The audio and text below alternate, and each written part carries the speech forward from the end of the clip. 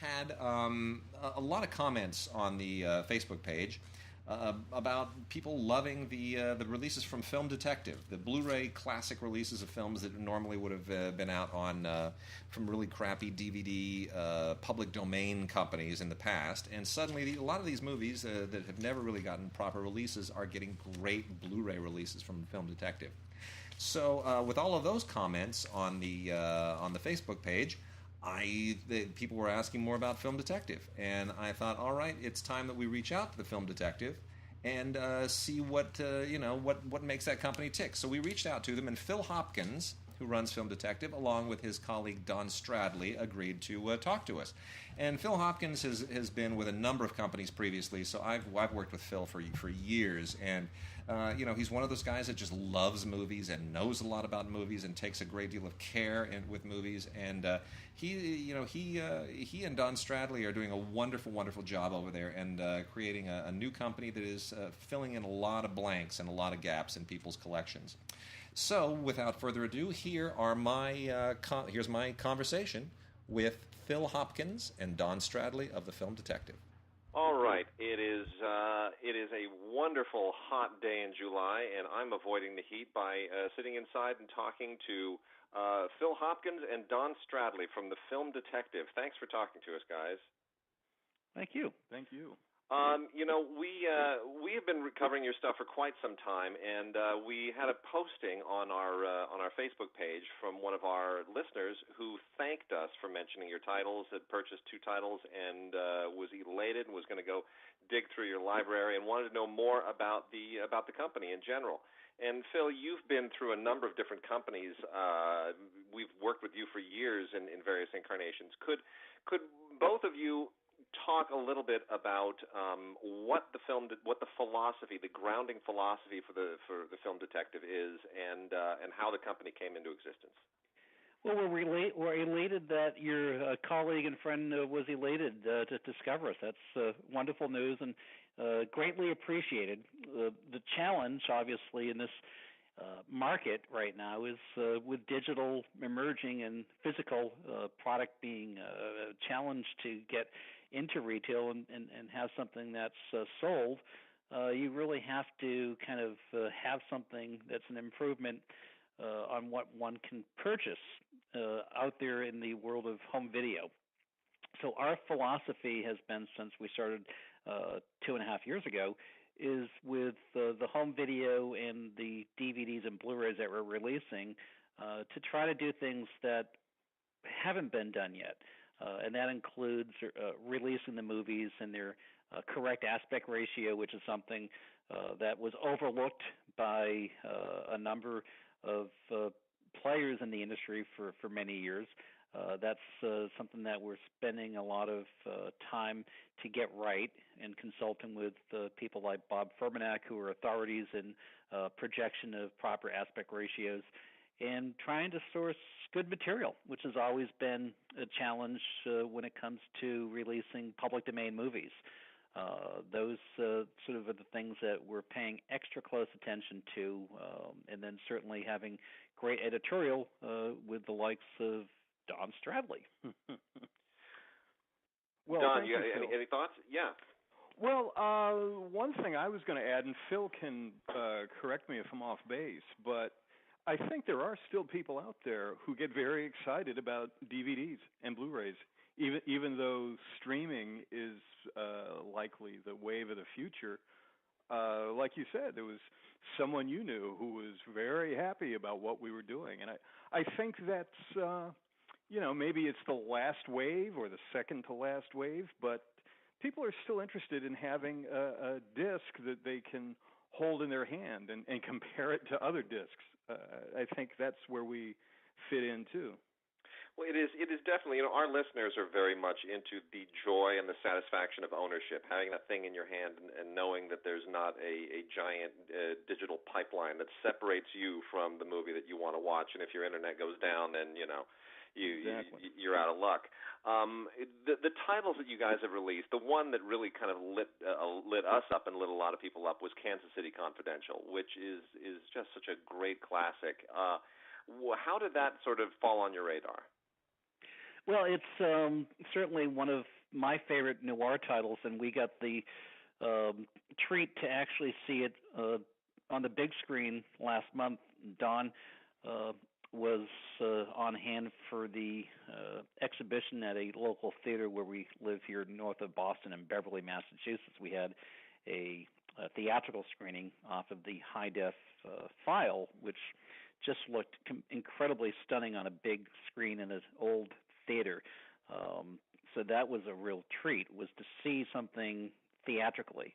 And the investment to get to that resolution and spend as much time and money to get it restored, you forget, because so many people are kind of in the box, if you will, or they're watching things sort of on a tablet or a computer. To see something blown up in full resolution and to see the film like that was really a big treat. So we're doing it again this Wednesday with the Red House, and noir titles tend to, we have a soft spot for them. Don has written for Cinema Retro and other publications over the years, so those tend to get a lot of excitement. Kansas City Confidential had again been previously released, and we felt that one of the biggest criticisms in the market was the fact that it had so much noise reduction, which is something that gets used to hide grain, and broadcasters tended to use it over the years. That was something that would remove artifacts, and we learned over the past few years that consumers want to see it as it would be projected off of film, meaning as much grain as possible. So we spent extra care when we were doing the restoration on that to remove scratches and debris and various audio pups and whatnot, but to leave all of the grain, to not touch it, to not artificially remove any of that stuff, because we realized that the true fan of Blu-ray, they're looking to get as much information off of that film as possible. And when you have Blu-ray, you can get full resolution off of the 35 millimeter. So that's exactly what we did, and we've been thrilled with the response, and we're trying to replicate that with our next few releases. And, I want to talk for a second about a couple of other films that I have a great fondness for. The Terror being the first one, which you just recently released, and which I have a little bit of connection to because there was a documentary about 15 years ago that I co-produced called The Schlock, The Secret History of American Movies, where we talk about the Terror, and we sat down with Dick Miller, who gave us a lot of great behind-the-scenes stories about it. And in the process of putting that doc together, we were trolling through a lot of source material trying to get some good-looking pieces of the Terror. And I think, we finally found some pieces that we were happy with, but I still don't feel like I really saw the film until your Blu-ray came out. And suddenly I felt like I saw it for the first time. Thank you. Really, That's wonderful to hear. Really, just incredible. It just brought it to life. I imagine the way that it actually looked, when it was first released.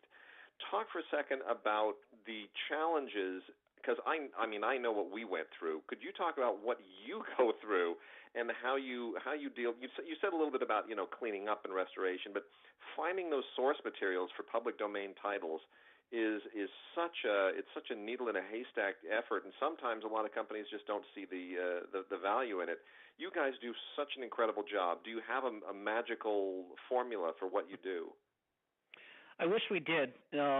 We would be able to share the magic with everyone in the way of having pay increases for underpaid staff, including myself. We tend to work with collectors, and we tend to work with folks like the Library of Congress and UCLA and other institutions that house film. We have a film archive ourselves that we sort of try to take care of and make sure that whatever material we keep in storage is worth keeping in storage, and trying to not pay storage fees for something that's going to be never used. There's all sorts of collectors out there that are very paranoid for good reason when it comes to public domain movies. In the day of ripping, if one has a digital file of a film, and if it's PD, that's a sure way of having prized possession get out there in a BitTorrent for the whole world to see. Right. It's a tricky place to navigate, and certainly studios and home video companies tend to have less interest when releasing public domain movies. We happen to like the challenge. I have always felt that the public domain is an underserved, underappreciated area that doesn't fully get understood to the advantages of having those resources available when you can find good material. But at the same time, I always say if we could get access to a studio negative or a studio print of a PD film, that's a much better scenario if you could do that. That would require, though, the studios opening up their vaults to us and having the funds to cover the amount of money they'd be probably looking to receive to justify that. And right. when you look at the return on that, the economics don't always add up. At some point, I'd like to think that Film Detective could go through all the studio vaults and have a lot of material that we could be involved with that they would see less value in. Because that usually is what happens with public domain. If you look at the sort of history of how public domain ends up into home video, it's often the case like It's a Wonderful Life. There were many years where that film was sold by 10 home video companies until Aaron Spelling was able to come up with a way to perfect a copyright on something that even is debatable today. But what it means is that there's one source of good material and you're not getting subpar versions of it. That works for consumers and for us as film fans. But if a film's not coming out, in the case of The Terror, that hadn't been released, and we have access to material, and we make a judgment call and say at some point, do we release it? Is it going to get released properly? We're not trying to discourage the studios, but at the same time, we like the films, we like the material, and if we have an audience who appreciates it, then we're thrilled and we can continue to do what we do. Let's talk for a second about Dementia XIII, which I just had a look at, and after slugging through about a decade's worth of at least 20 or 30 really terrible releases of that, I think I had 5 on my shelf on DVD at one point, and none of them they were just all kind of an eyesore. This thing is, once again, it's a revelation. I mean, you really, really did a number on it. Where did you get the source materials, and what exactly did you do to sort of restore that early Francis Coppola artifact to its original glory? Well, unfortunately, we didn't get access to the negative. We did get an email the other day from American Soap Tropes archivist asking us if, in fact, we had located the missing negative, which is still missing as far as we know. We were fortunate to have a release print, which is the majority of what we've used to date to release our titles. And this was something, again, that had it had fairly decent resolution, and we were able to get a good scan from it. It's, in my opinion, it's the best I've ever seen it, and I think that if it ever gets discovered to find the negative in an archive or a vault, then that will be fantastic. But from my perspective, the 3 months that we worked on restoring it, both sound as well as picture quality, we're very happy with how that came out. So thank you, and I appreciate both the kind words you have told me about The Terror and Dementia XIII, 2 films that are from my childhood, and certainly I'm sure Don's and yours. You know, these were on late night TV and bargain bin videos, and we knew of them because of the public domain.